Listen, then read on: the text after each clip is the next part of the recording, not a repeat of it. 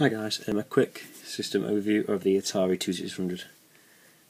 Considered the granddaddy of all consoles. If it wasn't for this, the gaming industry, it might exist, but definitely not as it does today. You can still see its influence today with the games coming out for the iPad, like the Atari Arcade.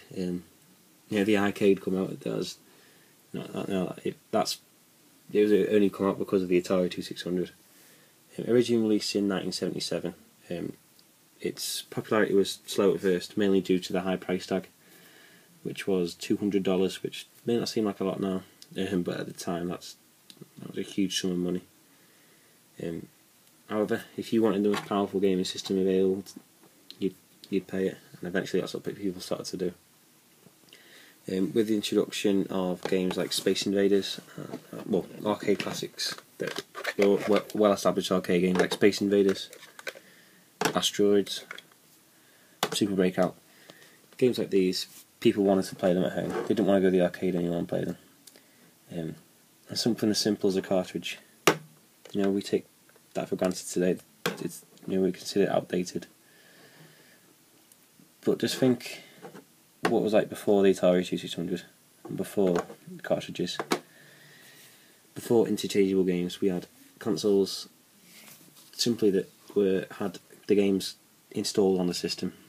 So when you get family clones now, that's what all consoles were like. And you couldn't build your own library. You couldn't buy your own games, and game libraries couldn't expand. And the Atari 2600 was maybe not been the first, but definitely popularised the method of interchangeable games. The Atari 2600, released in 1977, its popularity soared shortly in 1978-1979, as games like I said before, Space Invaders, Asteroids and Super Breakout were released. It made Atari a household name, and just the lifespan of this was longer than any other console. From 1977 all the way to 1991, games were released for the system. Games still released today for the Atari. I believe there was a Halo game released. It's got a thriving homebrew market, and if you're willing to get involved in that sort of thing, I think it's reasonably simple, if you're into that sort of thing, to make the game cartridges. And there's plenty of forums on the web where people trade and make games, so there's still plenty of new games coming out for it, even 40 years later. The Atari 2600 main controller was the one-button joypad, like this one here. Just, like I said, simple one button, 4-way analog joystick with brass feet to stop it slipping. But you wouldn't think a square block would fit nicely in your hand, but it does. It fits perfectly. And my girlfriend used it before and it fits well in her sort of smaller hands as well. It's a really well designed thing. I've got a few of these and they all work perfectly. I haven't seen a broken one. Fairly sturdy piece of kit.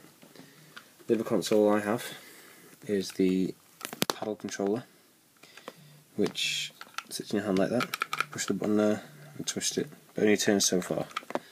This was released for games such as Circus Atari. If you haven't seen a video of Circus Atari, played plenty on YouTube. Basically, it was as you turn the knob, a little guy would run on the bottom of the screen. Circus Atari is a great game, actually. Must have if you're going to get an Atari 2600. As well as these and the joystick, there was a driving controller, which was the same as this, but had the wheel could go all the way around. Obviously, if you're going 360 degrees around a track, obviously you turn left all the time. There was also a trackball released for the Atari 2600. Haven't got that actually, but trying to find one for games like, I think, Missile Command when we go with the trackball. So yeah, I'll have to get one of them soon. As well as the great games released before, and which meant the Atari 2600 was responsible for the video game boom in the late 1970s, early 1980s. It was also responsible for the video game crash in the mid 1980s. It's blamed on two main games for the system. The first one being this, officially the worst game ever. I feel quite embarrassed to keep this in the same room as Ocarina of Time, but this game is basically what happened. Let's see, I'll talk about this one as well. Pac-Man. After the success of other arcade ports, you'd think that Pac-Man would make the smooth transition to the 2600, but become an instant success. Well, it sold 7 million copies, which was the fastest and best-selling game for the 2600. However, both games were rushed for holiday season releases, and both had a huge backlash with people returning the consoles and the games. Pac-Man, the screen flashes, you can't tell where you are on it, you can't tell if you're one of the ghosts or if you're the ball or if you're Pac-Man. You can't tell which one you are because it's just a horrible made game. And E.T., I can't really say anything about it. It's someone has done a poo inside there and called it a game. That's what's happened, actually. Okay, it's not. But it's just a horrible game.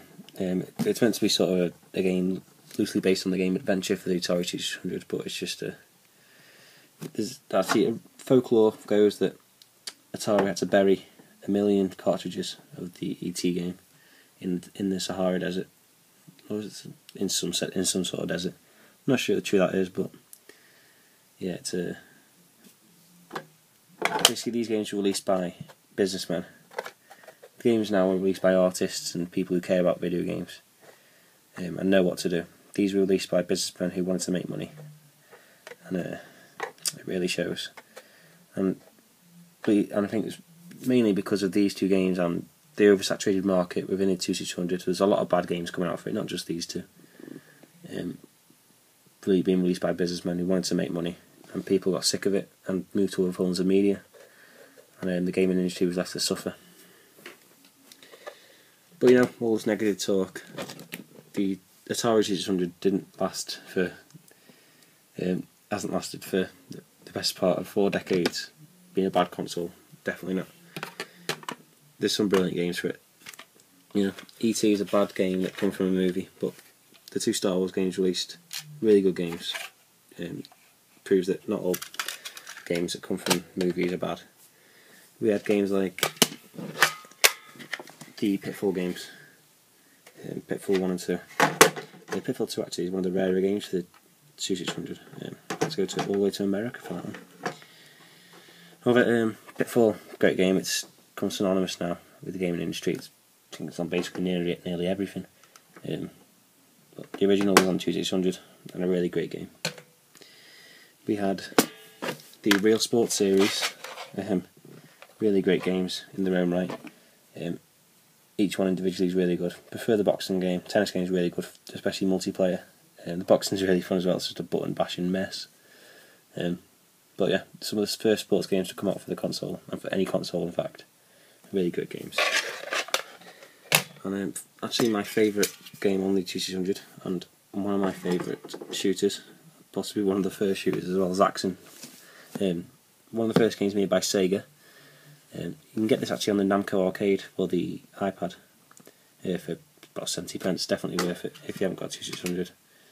And if you have, make sure you get this. Excellent game. As well as the console market, there was, one of the main things that come out of the Atari 2600 was the introduction of a little Italian plumber and his brother, the Mario Brothers. This game is actually on, I think it's Super Mario Advance, as a little mini game, really worth a play. However, that isn't the first appearance of Mario in a video game. This is Donkey Kong. Now, if you haven't played this, basically, have a look on YouTube. There's plenty of videos that show what it is. But what it is you're Mario and you're trying to save Princess Peach from Donkey Kong.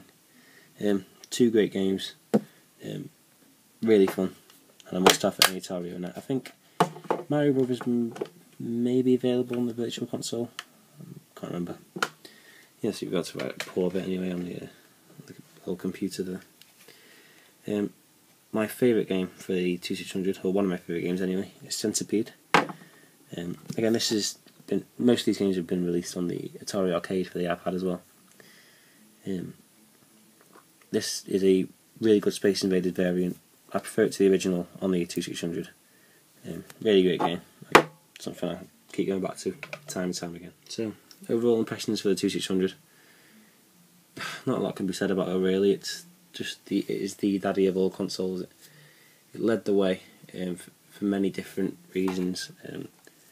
You know, from the use of different colours to the difficulty settings that you have to push this button here for. You change the colour on and off. The reset button. You couldn't reset a console before this one. I think it's quite weird how you have the select and reset buttons and stuff. But pros, it's a really sturdy console, huge game library, even by today's standards. The game library's huge. I'd like to see someone try and collect all the games for it. The games are still relatively cheap, they're easy to find. The console's boxed in good condition with instructions and everything like this one is. And it can be quite expensive, but you can pick up a console on its own for sort of £20–30 quite easily, so it may be even cheaper than that sometimes. So the Atari 2600, it led the way in the gaming industry. If it wasn't for this, the next game you play, I think it wouldn't be there if it wasn't for this. It's just always have that tarnish of overindulgent on the old games, bad games front.